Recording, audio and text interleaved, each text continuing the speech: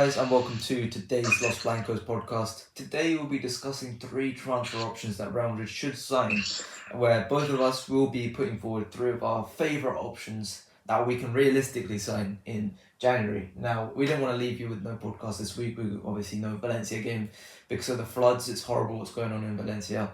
And my best wishes to everyone in Valencia as well. So yeah, it's horrible situation there. But you know we've got to soldier on and do our podcast for this week, and I think it's quite a good topic. I enjoy talking about transfers, and especially in this situation, it's very unique for Real Madrid to be in this situation where we have no defensive options.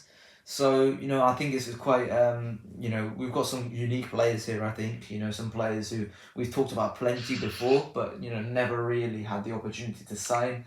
Never really would consider signing in a normal situation, but because of the circumstances, we're going to have to sign these guys. So let's start with the big one, because he's not involved in either of our lists, but I think a lot of people want us to talk about him, which is Trent. It's impossible to sign him in January. Arne Slot and Liverpool are doing fantastic right now. Yesterday they got another win against Brighton, and they are on an absolute roll. They're not going to let go of Trent during the middle of the season. That is just that is suicide to their title hopes. They are right now they're the best team in the Premier League by far, in my opinion. And they've got a very good chance of winning the Premier League. So it's impossible that we sign Trent. I'm guaranteeing right now that it's impossible that Trent Alexander-Arnold leaves in January. But beyond that, obviously we have the opportunity to sign Trent because of his contract. He still is there's still a dispute there. But I do want to ask you in terms of Trent. We saw against Barcelona. We saw our defensive issues against a team that will, attack down the wings, and we saw Lucas Vázquez struggle. Is Trent going to come in and realistically solve those issues? Because, as much as Trent is an actual right back, is he going to help those issues? Because a lot of the worries with Lucas Vázquez that we have is the fact that he loses his man a lot of the time, and he obviously doesn't have the pace to make up for that either. So is signing Trent Alexander-Arnold really an option, a solution to that problem that we currently have at right back? I think we have to start by saying that what he does off the ball, it's a bit difficult, because Lucas Vázquez is definitely culprit of the exact same thing. He's not entirely amazing off the ball defensively, Lucas Vázquez. So I think maybe the off-the-ball movement is actually what cost us the classical game between Lucas Vázquez and Mendy, even Militao on occasions. So I think Trent coming in, yes, he isn't the best defensively, but I think what he does going forward will definitely make up for it. I think as the old saying goes with Real Madrid, you start the game, 1-0 up when you have all these talented players. I think having him in the team would definitely help you in attack. It can definitely help in chance creation.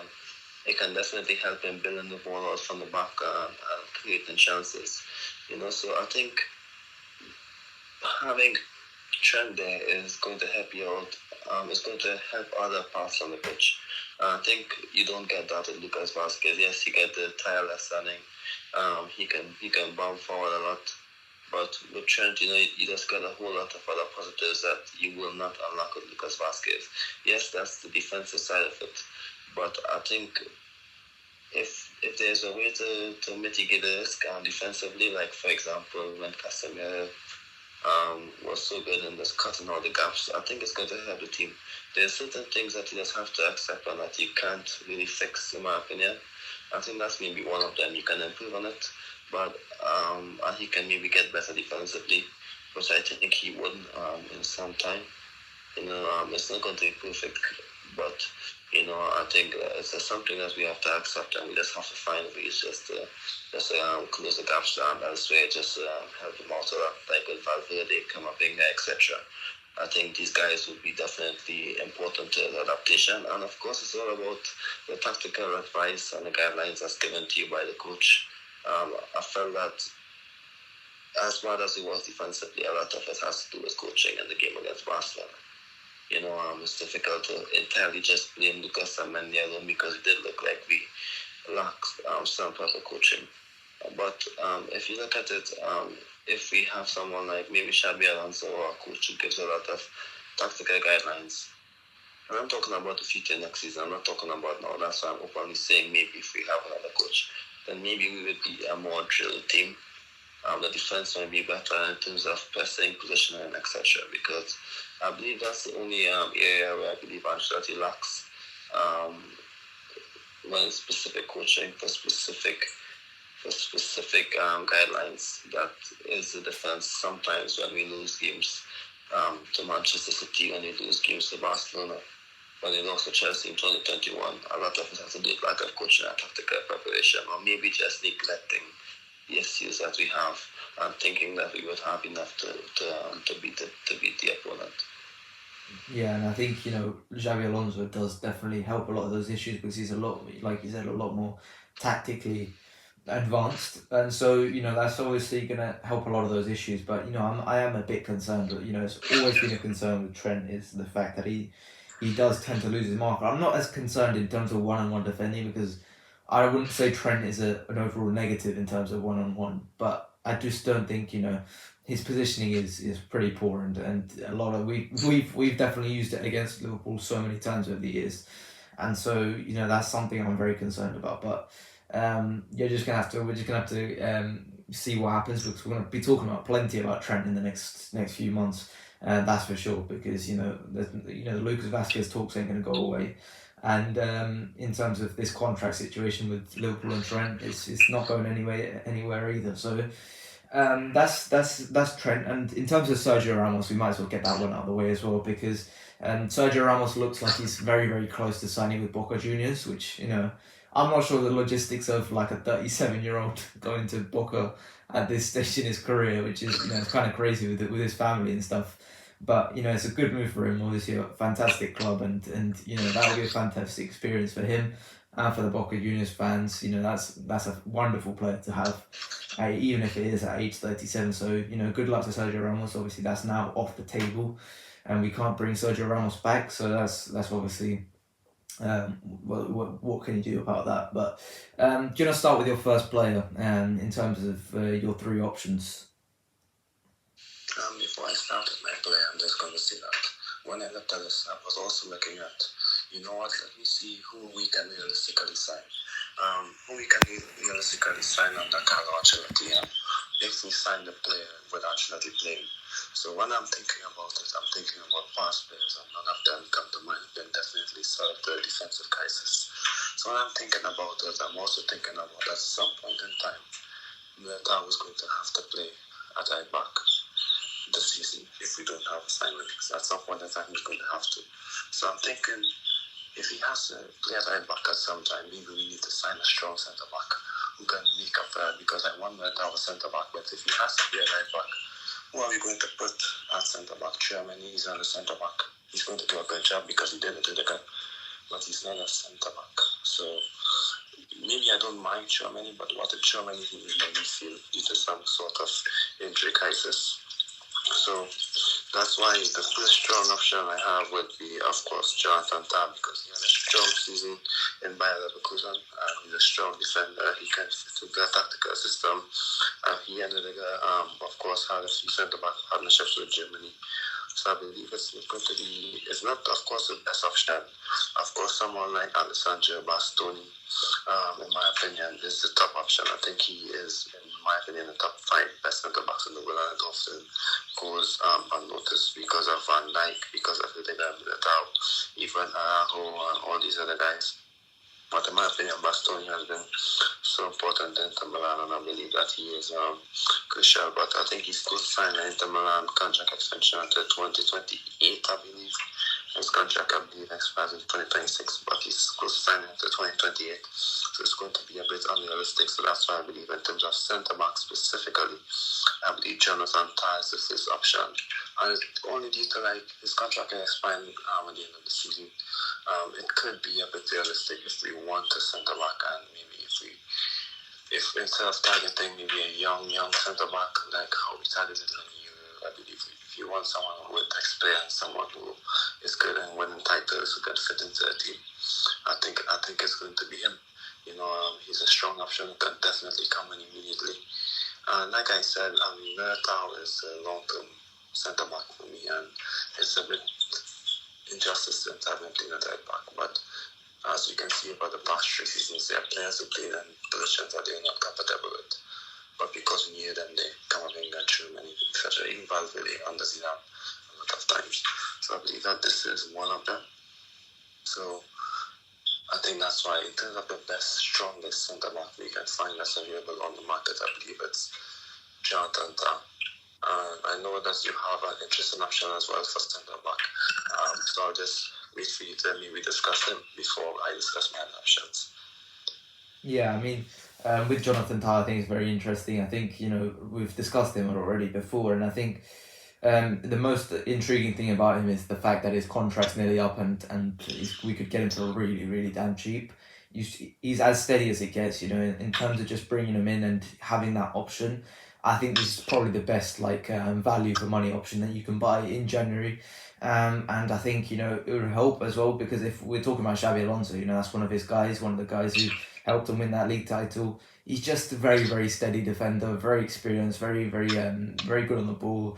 And I just think it's as easy as you can get, just signing him quickly, 5 million, 10 million, whatever it costs. I think it's just a very, very easy signing to make, and I don't think there's many difficulties about it. Who else would be going in for Jonathan Tah at this stage in January? Maybe we're talking about Chelsea, maybe PSG at that point, but I don't think PSG would look for him. So there's not much competition. It's realistically, I think it's a very easy signing. That's what I like about Jonathan Tah, and everything you said about Bastoni is spot on. I've been very well. I always love to say how good Bastoni is, how good Barella is as well. I really like a lot of those players in the Inter Milan team.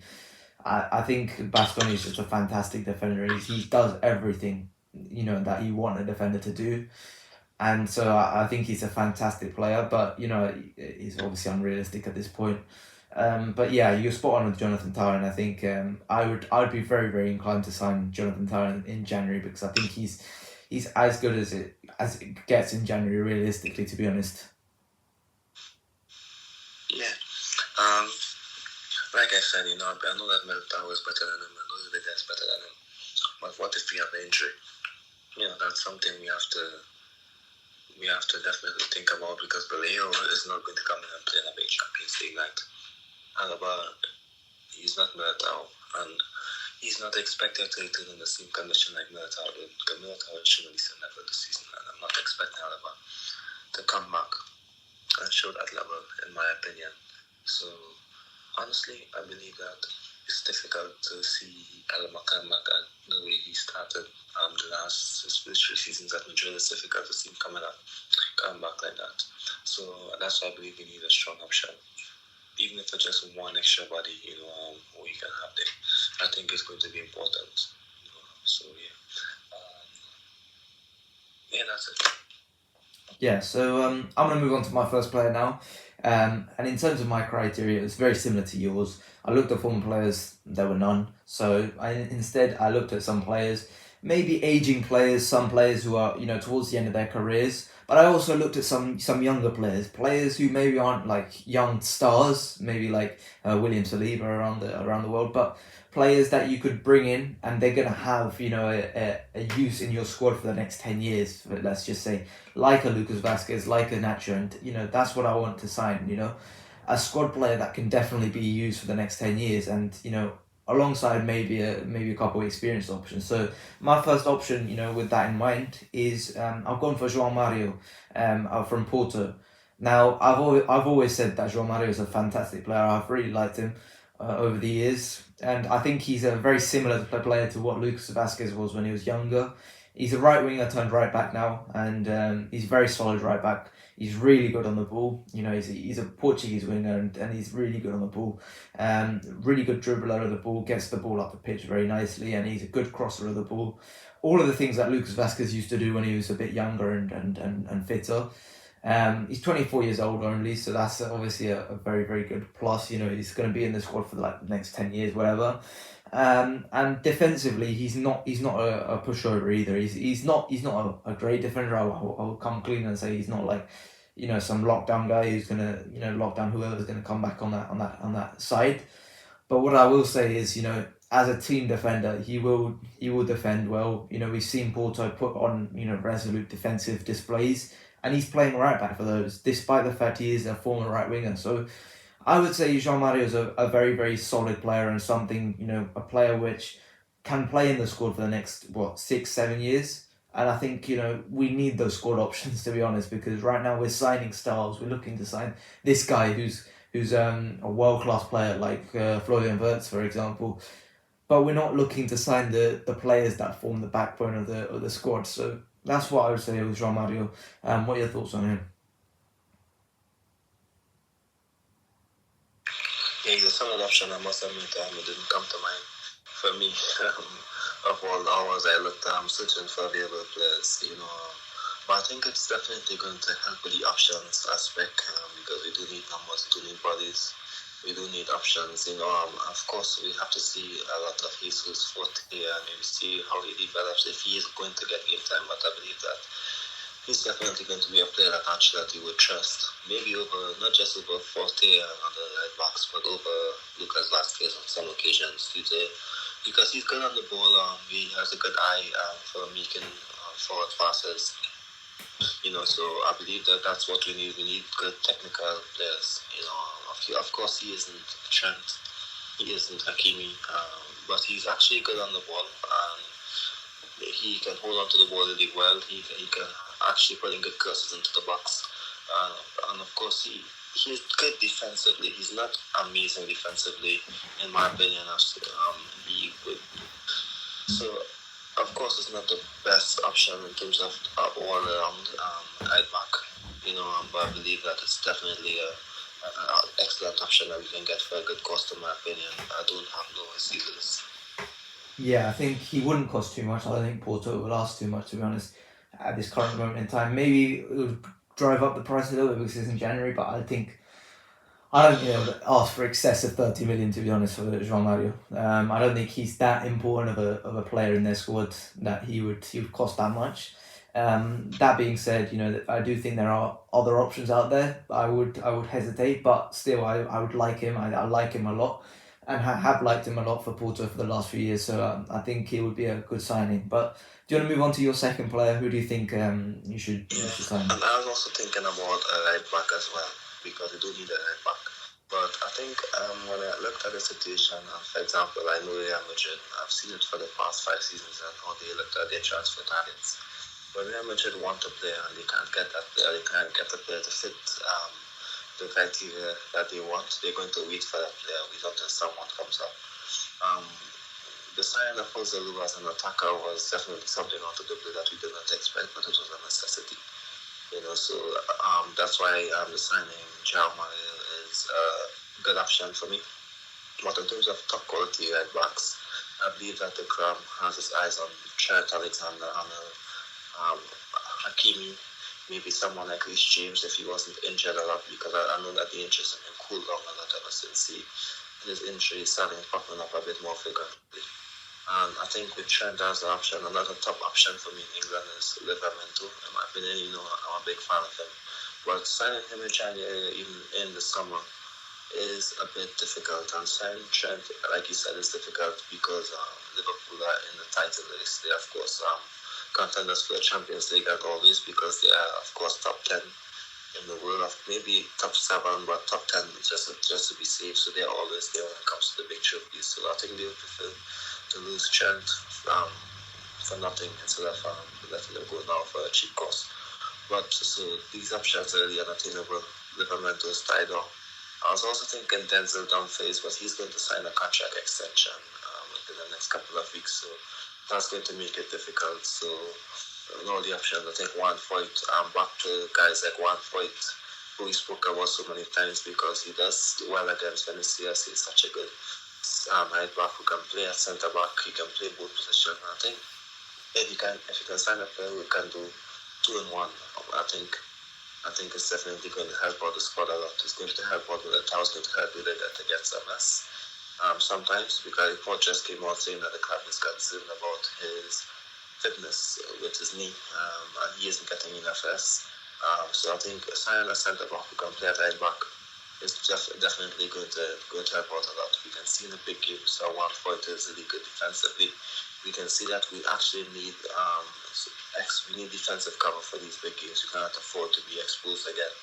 So signing a right back who can play centre back, a centre back who can play right back is definitely going to help us out a lot. And he's a good one-on-one defender, of course. It's not going to be excellent going forward if you have both Mendy and Foyt, but he's a good option. He's also good on the ball, a decent passer, so that's why I chose one Foyt. And that's also, I'm going to just shout out my second point immediately because it's definitely the similar criteria that I use. And of course, let me just say that Foyt's contract expires in 2026. And normally, Spanish clubs, when they sell defenders or they sell players in general, it's never for a high fee, unless it's like Barcelona, Madrid, or Atletico. It's never for a high fee, especially Foyt, who is not a big name, and especially at his contract expires in 2026. I believe that we can get him for a really cheap cost, and he can definitely assist us in.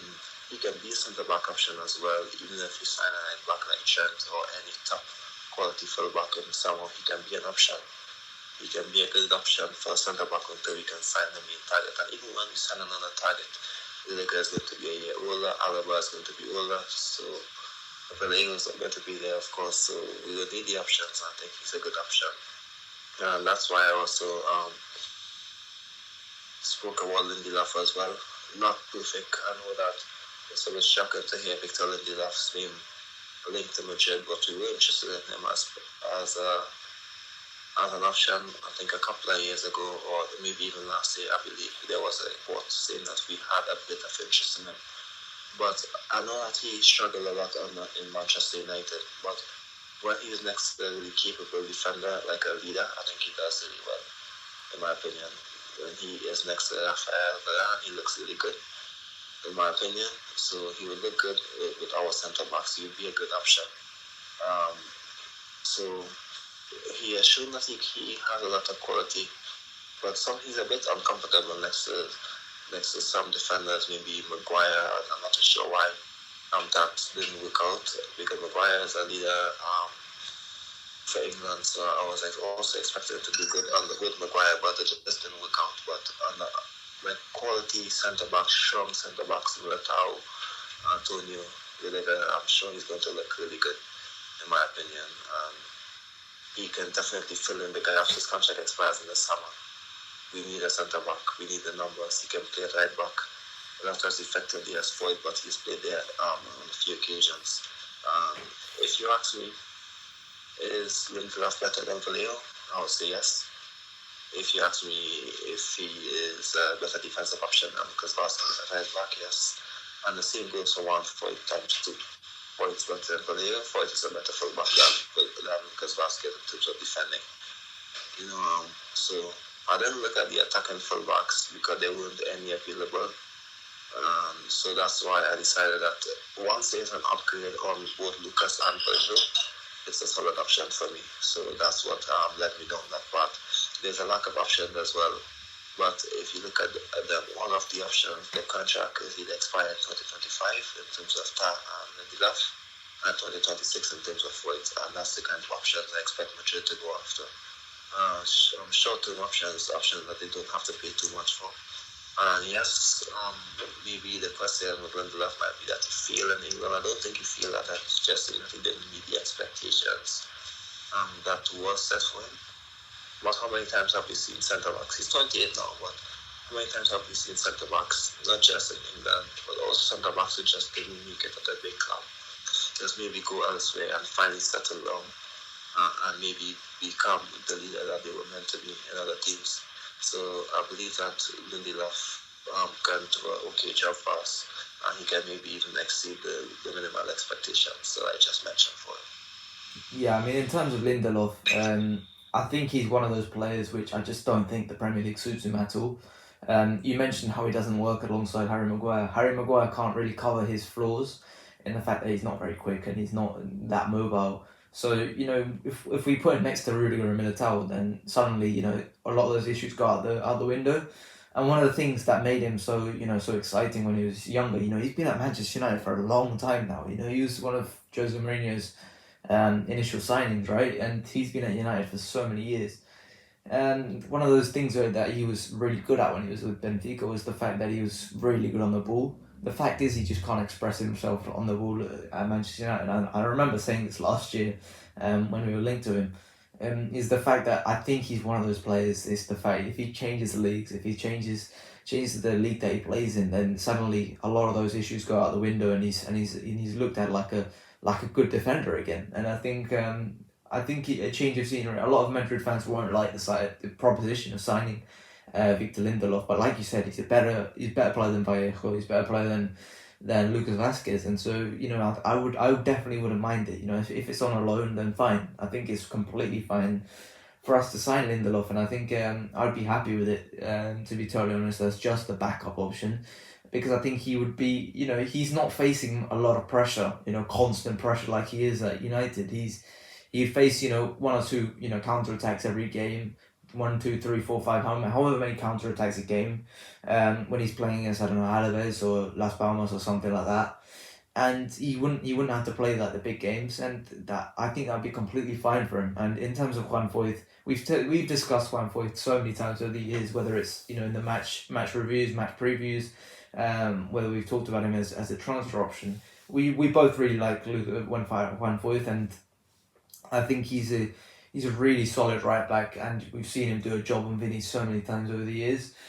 I think I wouldn't mind him. It maybe opens up. You said how Ferland Mendy and Juan Foyth as fullback options aren't very exciting going forward, but maybe that opens up the opportunity for Fran Garcia to play left back as well. So I think, to be honest, we just need a solid right back, because to be honest, going forward isn't really the main issue at the right back, because Lucas Vazquez isn't providing too much going forward either. To be honest, he provides us a goal and assist every game practically, but he still isn't providing us much apart from that every game. So I don't think the going forward is too much of an issue for me. Like you said, both of these guys would be really cheap, and I think Juan Foyth, for me, I think he's a fantastic player, and I would like to see him around Madrid. I think he would be a good player to have at Real Madrid as well. I believe at this point he does have Spanish second nationality, because he's been at Villarreal for a couple of years now, so I would assume he's got the Spanish second nationality at this point. I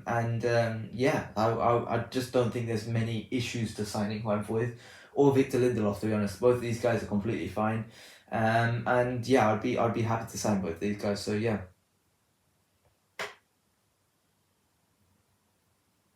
Yeah, I was looking at the market to maybe see what's the other available options. There are options, but I think, for example, Hakimi. PSG is never going to negotiate with Madrid for Hakimi. With Trent, we have to wait. With Frimpong, yes, but I don't think in January. Maybe if Bayer Leverkusen just doesn't look like they're going to accomplish anything this season. If that's the case, then maybe we can sign Frimpong. I'm seeing that we had interest in Pedro Porter, but we'd have to wait to see. We have to wait for the summer for these type of signings, in my opinion. So in January it's a bit limited. I think we all know the long-term options that we like for full back and left back. But the right back and left back, but we still have to wait, in my opinion. Yeah, 100%. And it's just about being patient, and Real Madrid have shown this patience over the years. And it's benefited us up until now. So let's talk about my final two players that I want to sign. For me, the first one is someone who I've recommended over the last few months. Is Giovanni Di Lorenzo. At age 31, he's not young, but at this point, in the summer he said he wanted to leave. He's so good on the ball. Like, in terms of passing, he is one of the best passers in Europe's top 5 leagues. He's just a very, very good passer of the ball, and in terms of progressing the ball, in terms of all of this, that you want going forward, Di Lorenzo is very good at it. Defensively, he's obviously not like I said, a lockdown defender, but either way, I think he's a solid enough defender. One-on-one, he's solid enough to hold his own. And at 31, he's experienced enough. He's obviously Napoli's captain as well. And one issue I'd have with this is the fact is that Antonio Conte's men are going to be challenging for the league title this year in Serie A. And so that could be a bit of an issue. And he's got a contract until 2028, I'd like to say. So that's obviously going to be a bit of an issue. But I think, considering that he wanted to leave in the summer and he didn't get to leave, give it a go. Try and move Di Lorenzo. I think he's definitely, in my opinion, the best player that we've suggested, and definitely the best fit that we suggested out and out. Maybe Jonathan Tah is probably a better fit, maybe, but I think as a right back option, he can definitely start those big matches in Europe, because I think he can definitely hold his own. And he definitely is a positive for us. So that's my first option. And then my second option is Aymeric Laporte. Now, this is definitely the biggest name that we've got on this list. There's 6 players. The main issue I have with Laporte is the fact that he's getting paid £400,000 a week. It's roughly the same in euros. He's getting paid that much, and he's got a contract until 2026. So getting him out of Al Nassr is going to be difficult as hell. But this guy should not be playing in Saudi Arabia. He's too good for that. It was only it feels like it was yesterday when this guy was one of the best, 2 best defenders in the Premier League alongside Van Dijk. This guy was definitely and I just don't understand how he's managed to get to Saudi Arabia. He's too good for Saudi Arabia, to be totally honest. You saw it in the Euros where he's fantastic with Spain. And Real Madrid needs some more Spanish players. It's true. Real Madrid just needs some more Spanish identity in the club. They need some more Spanish players. And at 30 years old, he's definitely not old at this point, but he's obviously going down a little bit. He can play left back as well, so that gives us a little bit more options, across the centre back and the left back. And he allows Militao to play right back, like you said earlier. So for me, Aymeric Laporte is, if you can get him, he's the number 1 option across both of these lists, in my opinion, because he is by far the best player, in my opinion, across the 2 lists. I think he's very, very much still capable in Europe. It's just whether you can get him out of Al Nassr at this point. They're going to be in the middle of the season at that point as well, so that's going to be a little issue. Maybe you can strike a deal, say, at the end of Rudiger's career, you can have him or something like that. But yeah, those are my final 2 players. What are your thoughts on Di Lorenzo and Laporte? Yeah, solid options, excellent options. I think Laporte is, of course, a top option. We'd all say yes to that. Every fan will say yes to it. Of course, we know Militao doesn't want to play full back permanently, but I believe it's a solid option. And once this, you're having 3 top centre backs or even 4 top centre backs. We had it with Sergio Ramos, Pepe, and Nacho when he just started was young with the quality. We had it in 2012 and we had Ramos, Pepe, Albiol, Carvalho. All these guys, we had a lot of options, but now Alaba is injured. Who knows how he's going to get back? Laporte is an excellent option. It's definitely going to help us. You don't have to spend big on him. It's more the wages, and if you have to spend big on him, then you just sign someone else, because we have so many options here, so they're decent options in my opinion. And hopefully that the club can sign someone, because for me the main concern is numbers. For me, we barely have numbers. It's difficult in relation to the numbers, so that's my biggest concern. I think we have to think about it a lot, because there's a lot of players who are good enough for Madrid but who are too expensive. And I think Laporte, I don't think it's going to be that expensive. The wages is the biggest concern. So for me,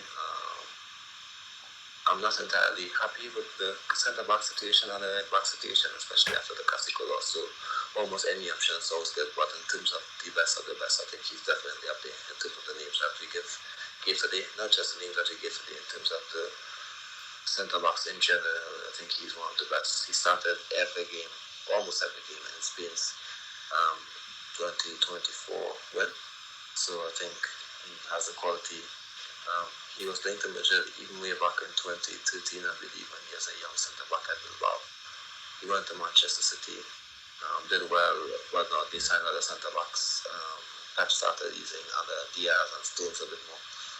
But I think he's definitely up there, and he can definitely be a starter for us, and not just a starter, but a key player. So I think it's the best option for centre back that we have, even better than Tam.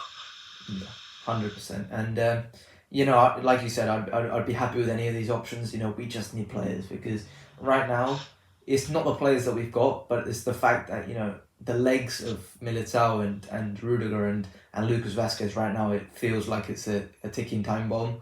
It could go off at any minute, and that's the scary thing, because at any moment you could have, even if it's not a long-term injury, you could lose Rudiger for 2-3 weeks, and that could hurt the season, to be honest.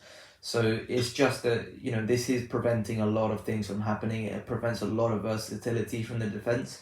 You want to play a good defender against Rafinha, and suddenly you're playing Lucas Vazquez against Rafinha, and that's the main issue I have with it. So just some more numbers helps any capacity, to be honest. I think the difficult part, I'm not just jumping back to the Classico, but we knew what this was and we were still exposed.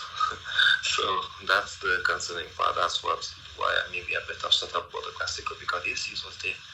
We knew what the team were lacking and what we needed to be careful of, and it's like nothing was done to mitigate that. So I think that was my biggest concern. So that's why these numbers are important, really important.